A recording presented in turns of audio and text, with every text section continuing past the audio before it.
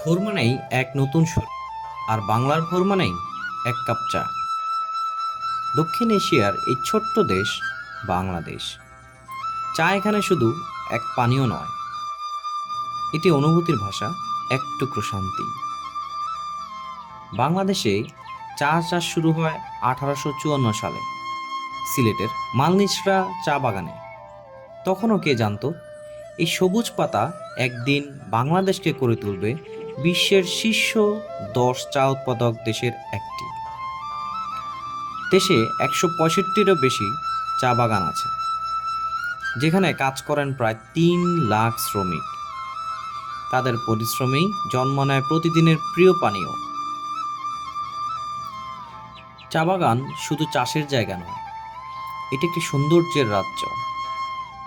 প্রতিদিন অসংখ্য মানুষ আসে এই সবুজ পাহাড় দেখতে, শ্বাস নিতে চায়ের গ্রানে মাখা নির্মল বাতাসে। গ্রামে চায়ের দোকান বাংলার ক্ষুদ্র সংসদ। এখানে বসেই শুরু হয় রাজনীতি, হাসি, স্বপ্ন, প্রেম, আমাদের জীবনের প্রতিদিনের গল্প।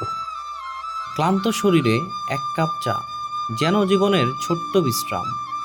বাংলাদেশের চা এখন রপ্তানি হয় যুক্তরাজ্যে, রাশিয়া আর মধ্যপ্রাচ্যের দেশে। একসময় ছিলাম আমদানিকারক, আজ আমরা গর্বিত চা রপ্তানিকারক জাতি। চা আমাদের ঐতিহ্য, আতিথেয়তার প্রতীক।